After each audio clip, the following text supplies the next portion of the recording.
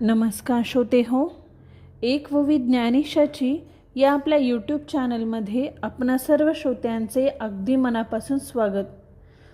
श्रोते हो, आजच्या भागात आपण श्री ज्ञानेश्वरीच्या अध्याय 3 यामधील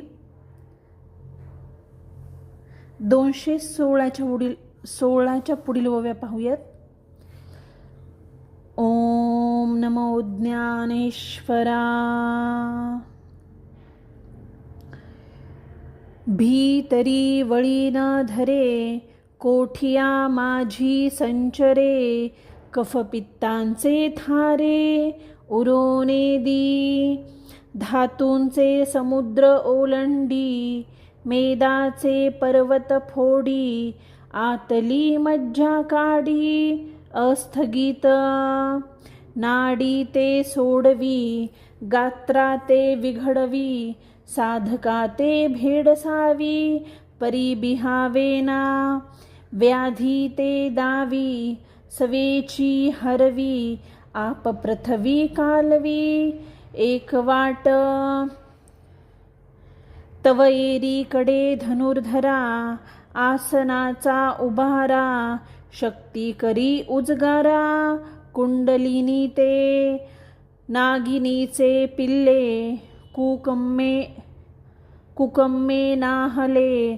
वळण घेऊनी आले, सेजे जैसी तैशी ती कुंडलिनी.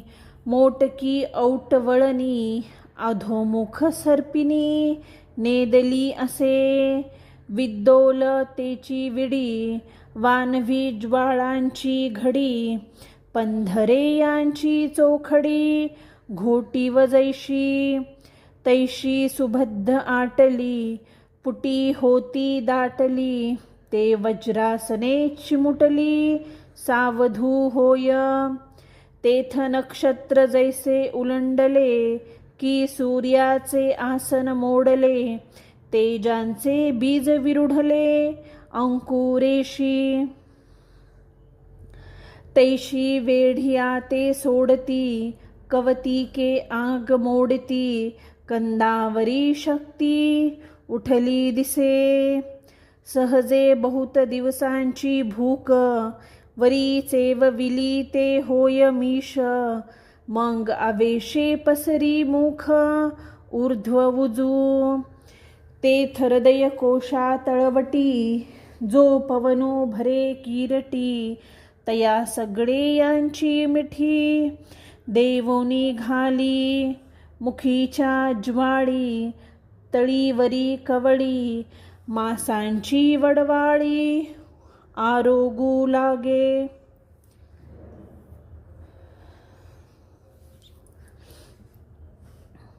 या ओव्यांचे निरूपण करताना, स्पष्टीकरण देताना माऊली महाराज इथे सांगतात, आता वळण्याला कुठे जागा नसल्यामुळे तो कोठ्यात प्रवेश करतो आणि तिथल्या कफ पित्तांचा थारा उरू देत नाही. सप्तधातूंचे समुद्र पालथे घालतो, मेदांचे पर्वत फोडतो व हाडामधील मज्जा बाहेर काढतो. नाड्या खुल्या करतो, अवयव शीतल करतो व साधकाला भीती दाखवतो. पण साधकाने भिवू नये. तो रोगांना दाखवतो पण लगेच त्यांना नाहीसेही करतो. शरीरातील पृथ्वी व पाण्याचे जे अंश आहेत ते एकात एक कालवतो. अर्जुना, एकीकडे अपान वायूचे असे कार्य चालते, तर दुसरीकडे वज्रासनाची उष्णता कुंडलिनी शक्तीला जागे करते. केशराने नहालेल्या नागाचे पिल्लू वेढे घेऊन जसे निजावे, त्याप्रमाणे दिसणारी 3.5 वेढ्यांची ती कुंडलिनी रूपी नागिन खाली तोंड करून निजलेली असते. ती विजेची कडी निर्माण करावी अथवा अग्निज्वालांची घडी बनवावी किंवा शुद्ध तेजस्वी सोन्याच्या वळे बनवावे. तशी ती तेजस्विनी कुंडलिनी आपला देह संकुचित करून चिमटली गेल्याने जागी होते.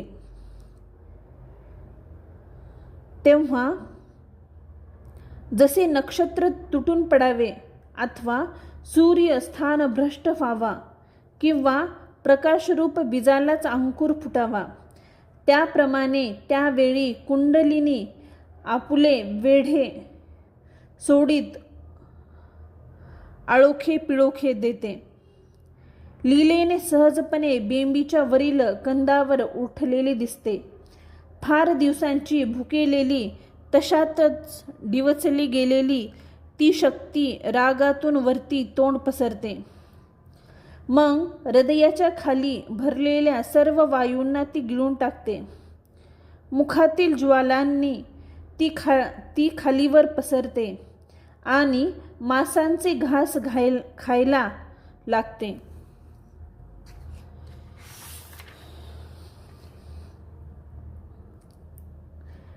जे जे ठाय समास तेथ आहाच जोडे घाऊस, पाठी एक दोन्ही घास हियाही भरी. मग तळवे तळहात शोधी ऊर्ध्वीचे खंडभेदी, झाडा घे संधी प्रत्यंगाचा अधोभाग तरी न संडी. परी नखीचेही सत्व काढी त्वचा दोन्ही जडी. पाजरेशी अस्थीचे नळे निरपे, शिरांचे हिर ओरपे. तव बाहेरी विरोढी करपे रोमबीजांची. मग सप्तधातूंच्या सागरी तहानले घोट भरी, आणि सवेची उन्हाळा करी. खडखडीत नासा फुटोनी वारा, जो जात असे अंगुळे बारा. तो गच्च धरोनी माघारा, आतू घाली तेथे अधवरा ते अंकुचे. ऊर्ध्व तळा ते खाचे, तया खेवा माझी चक्रांचे. पदर उरती एरवी तरी दोन्ही तेव्हाची मिळती. परी कुंडलिनी नावेक दुष्टित होती, ते तया ते म्हणे परोती. तुम्हीची कायसी येथे ऐके पार्थिव, धातू आघवी. आरोंगी ती काही नुरवी, आता आपा ते तव ठेवी. पुसोनिया ऐसी दोन्ही भूते खाये, त्यावेळी संपूर्ण धाये. मग सौम्य होनी राहे सुषमनेपाशी. तेथ तृप्ताचेनी संतोषे, गरळजे वमी मुखे. तेनी ती चेनी पियुषे, प्राणोजे तो अग्नी आतोनी निघे. परीस बाह्य निवऊची लागे, त्यावेळी कसू बांधती अंगे. सांडीला पुढती मार्ग मोडिती नाडींचे, नवविधपन वायूंचे. जाय म्हणूनी शरीराचे धर्मो नाही.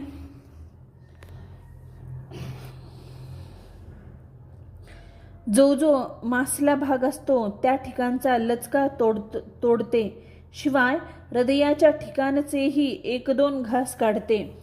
नंतर तळहात व तळपायातील रक्त मांस खाऊन वरच्या भागांचे भेदन करते व प्रत्येक अंगाच्या सांध्यांचा झाडा घेते. आपला आधार न सोडता नखातली देखील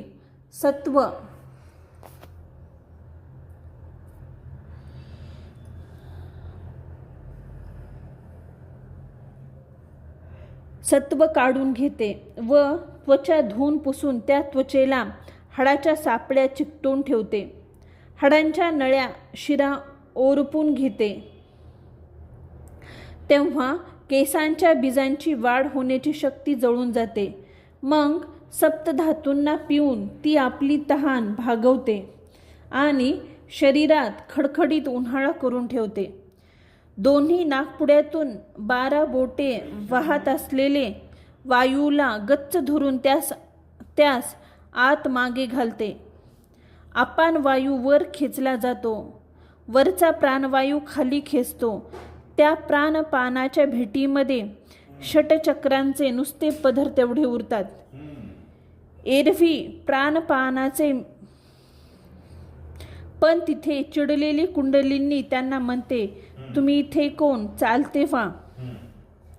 अर्जुन ऐक, त्या शरीरातील सर्व धातू खाऊन काही एक शिल्लक ठेवत नाहीत आणि पाण्याचा भाग तर तेव्हा चाटून पुसून टाकते. अशा प्रकारे पृथ्वी व जल अशी दोन्ही भूते खाल्ल्यावर तिची संपूर्ण तृप्ती होते आणि मग शांत होऊन सुषुप्नेजवळ राहते. त्यावेळी तृप्तीतेने समाधानी होऊन तोंडाने गरळ ओकते. अमृतासारख्या त्या गरळाने प्राणवायूचे रक्षण होते. तो गरळरूपी अग्नी बाहेर निघून सर्व अंगातील दाह शमवतो. त्यामुळे अंगातील पूर्वी गेलेले सामर्थ्य पुन्हा येऊ लागते. नाड्यांचे वाहने बंद होते. 9 वायूंचे व्यापार बंद होतात. म्हणून शरीराचे धर्म राहत नाहीत. श्रोते हो, इथे आपल्या ज्ञानेश्वरीच्या 6व्या अध्यायातील 243 ओव्या पूर्ण झालेल्या आहेत. झालेली सेवा मी सद्गुरू ज्ञानेश्वर माऊली आणि भगवान श्रीकृष्ण परमात्मा यांच्या चरणी रुजू करते. व्हिडिओ आवडल्यास प्लीज चॅनलला लाईक, शेअर आणि सबस्क्राईब जरूर करा. व्हिडिओ कसा वाटला हे कमेंट करून जरूर कळवा. धन्यवाद. ओम नमो ज्ञानेश्वरा.